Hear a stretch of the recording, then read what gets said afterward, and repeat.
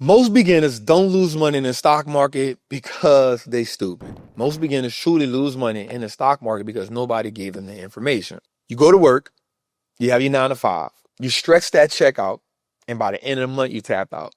You saving, but your money ain't growing. You hustling, but the treadmill, it don't stop. So in this video, what I want to do is I want to give you 5 steps for beginners on how you can build a portfolio out and turn your paycheck into profit and turn your profit into a portfolio. Not only do I want to give you 5 steps, but I want to even show you a formula as a beginner who's looking to build wealth, where we breaking down things like what is allocation, what is cash, what is averaging down. It's important that I help you build out the portfolio, because once you build out the portfolio, it becomes a rinse and repeat method. You get to increase your risk. You get to increase what you're going to invest. And then you automate how we doing this. And I think one of the key things for beginners to do is just automate, meaning consistently have 5, 10, 15% of your income just going to the check all the time, right? So in this video, we're going to break that down. And I want you to like this video. Before we get into it, I want you to subscribe. And then I want you to do something even more so and better. I want you to get a pencil and pen. And I want you to be really intentional about what we do in this video, because I truly believe that this video right here is going to be the one that truly changes the game for you. Because we see people investing and we keep asking ourselves, like, what are they doing that I'm not doing? And I'm going to tell you, once you understand the blueprint on how to make money in the market, your whole life changes. Once you get out of letting the market push you to fear, or once you get out of letting the market push you to greed, once you get out of the idea of what's the next hot stock. So my goal in this video is to get you out of all that, put you in your brain and get your brain to understand how the money move and how we can position ourselves. And because it's the month of September, we truly can dominate. All right, so first thing I'm going to do is I want to get to the allocation point. So allocation is none other than how every dollar is positioned. So we know that our money is our soldiers, and our soldiers got to go to war for us. But here's the thing about that. If you don't give your soldiers order, then your soldiers don't know how to kill. So your soldiers got to go to war for you. The war is poverty. The war is check to check. The war is having freedom. The war is living in abundance. That's the war that you are fighting to win when you decide to get in the market. Here's the first thing I want you to do when it comes to allocation. The first thing is I want you to break your money down into this pie right here. I want you to go 50% into the S&P 500. Yep, not nothing else. 50% goes into the S&P 500. Why? Because you get to own the fund that owns every stock in the market. Now listen to me. When you own the S&P 500, you don't own those 500 stocks.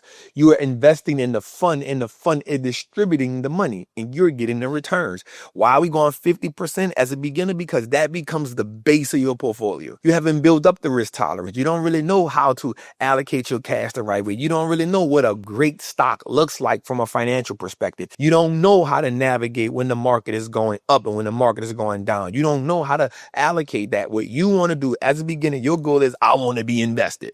So I want you to put 50% of your initial bread in the S&P 500. Now I want you to look at it like this. Majority of your money now is riding with the whales. And here's what we know. We understand that over the last 50 years, the S&P has returned about 9%. So even if it just did average 9%, you're still doing better than you would do in your bank, better than you would do in your savings. 9% on your money ain't bad. So immediately you put yourself in a winning position. So go to your Robinhood, go to your Charles Schwab, go to whatever brokerage account you need. We need you to put your 50% of your money. If you say, I'm going to put $2,000 in, I'm going to put $500 in. I want you to, $1,000. I want 50% of your initial fund until you graduate. 50% of your money is going to go into the S&P 500. Then I want you to take and put 30% of your money into growth stocks. Or if not growth stocks, I want you to invest in ETFs that are in growth companies. So let's say you a person that loves cybersecurity, which is hella growth. You're talking Palo Alto, you're talking CrowdStrike, you're talking Zscaler, you're talking Fortinet. Now you're going to invest in an ETF like Hack, or you're going to invest in an ETF like Cyber. All right, let's say you like AI. You might invest in an ETF like AIQ, which focuses on that. Or XLK, which focuses on growth. I want your 30% to be in growth, because now you have 50% of your foundation in value, which is the market. You have 30% in growth. Now you balanced off. Now you still giving yourself some value, but now you're giving yourself some growth. Why? Because we like excitement. We want to see our money running. We want to see our money going. So I want you to go 50% S&P 500 foundation. Ain't going nowhere. Solid, solidified. It's like betting on Tom Brady. He a go for a reason. It's like betting on Nick Saban when he was in Bama. He was a go for a reason. And then I want you to put 10% of it in small caps. Now, Trap, wait, growth, small caps? What's the difference? Okay, so small caps are companies that have explosive growth. When you say 30% of it in growth, you're talking about NVIDIA, you're talking about Palantir, you're talking about CrowdStrike, companies like that, Robinhood. That's your growth companies, right? They solid, they got revenue, they got earnings, they're predictable, but it's growth. Meta, still a growth stock. Google, still a growth stock.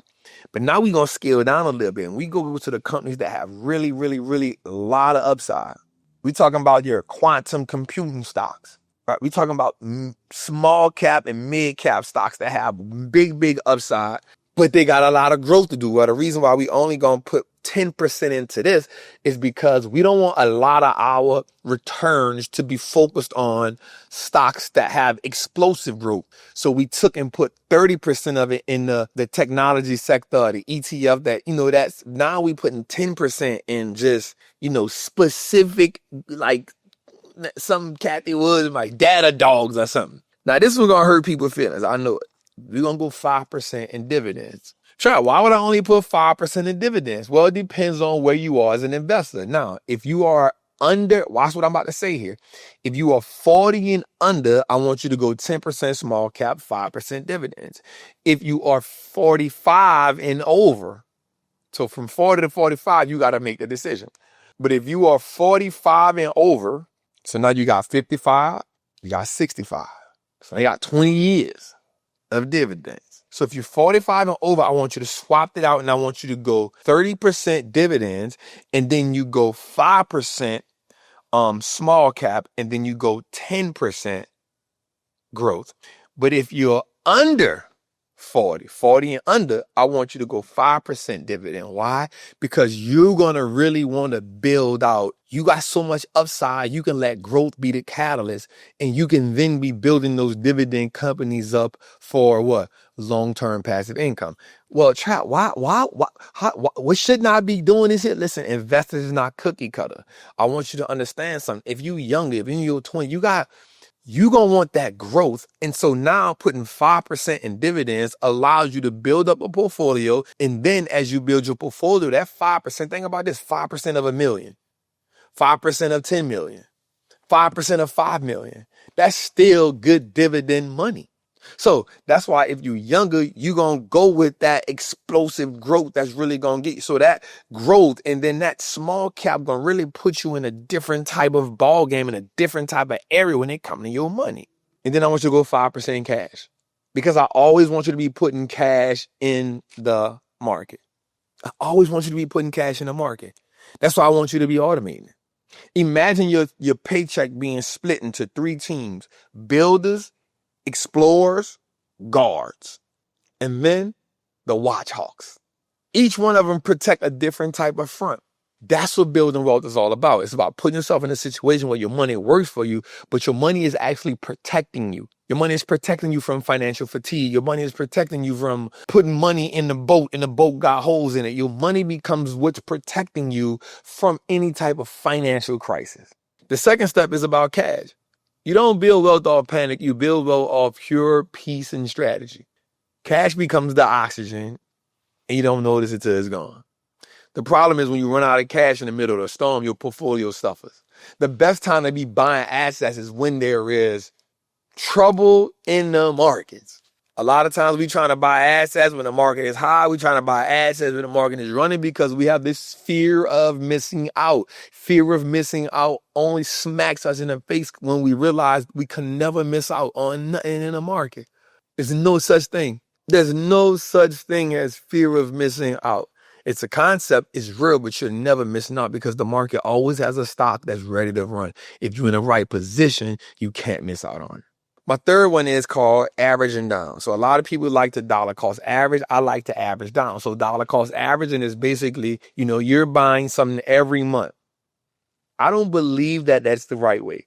Let me rephrase that. I think there's a time for that. If you say, I want to buy 100 shares of Apple, and then you keep buying till you get 100 shares, and then after that, you say, okay, now I'm going to do what's called average down. So now what happens is, because the more you buy Apple or any kind of stock, for the most part, the stock should consistently go up. That means you're always buying it at a higher price, which means you keep on bringing your cost basis up. So now you need to get it at a discount in order to bring your cost basis down. So what I would rather you do is use both of them, right? I want you to dollar cost average until you get to a certain amount of shares. And then once you get to a certain amount of shares, I want you to do what's called averaging down, which means now you're buying it on a discount. And now you can actually make this thing super profitable for you.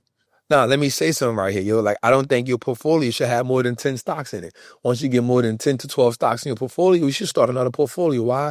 Because unlike what a lot of people say, the goal of the market is to make money and beat the market. If you're not beating the market, that means you barely making money. And if you barely making money, you're not beating the market, then the market becomes boring, depleted, and you don't have faith in it. When you beat the market and you see your money consistently growing, you know for a fact, this is the game I need to play. It's the game I want to play.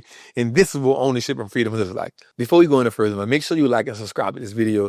Make sure you share this out to somebody. Shout out to my people in Patreon. Shout out to my people in Trappers Anonymous. Come join the squad. We talked about allocation, automation, and then we talked about dollar cost average and the average down. Now, the next thing on our list is we're going to talk about risk.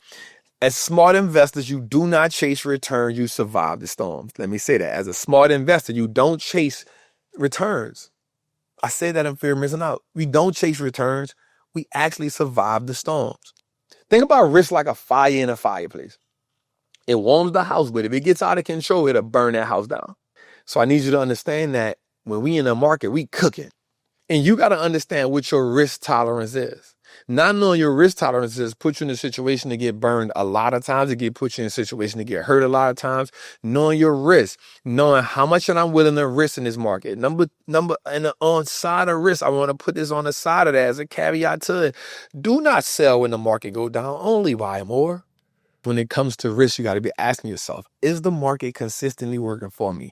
And am I winning this battle? And the last one on the list I'm going to say is, watch this, journal your progress. Every investor and every trader should have a journal where you are writing down what you see in the market, what you heard in the market, how is the market performing, how's the market responding to news, what news came out. Watch this, because if you can't track it, you can't trace it. And if you can't trace it, you don't know how to treat it. Meaning, if you can't write down what happened, you can't, when I get into the future, I can't trace where it came from.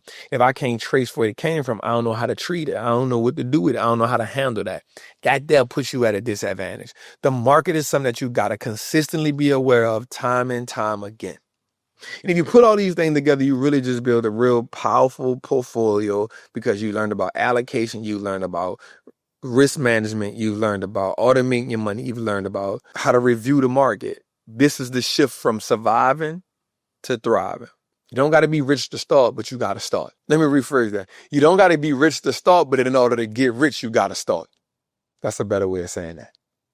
Now, I want to say this before I go, man. If you feel like this blueprint touched you, if you feel like you can use this tangible, here's the thing, man. I don't want to get up here screaming and howling and hooping. Sometimes I just want to sit down and have a talk because I know that we need real tangible stuff that we can use that's applicable. Ooh, come on, applicable. That's applicable for the, I know that we can talk to all the high level investors, but there's so many of us that's just starting this game. We like, bro, where do I start at, Trap? What are some of the things that I need to see, Trap? How do I put a portfolio together, Trap? Where do I invest at, Trap? And that's some of the things that we won't do. So you feel like this video helped, you feel like this video touched your soul, and you feel like this video truly said, yep, I can do it, man. Do me a favor, man. Like and subscribe. Let's get this video to 1,000 likes, man. Come check us out each and every Tuesday on our show, Trapping Tuesday. It is live on our other channel, the Wall Street Looks Like Us Now Network. I love y'all. I see y'all in the next one, man. Salute.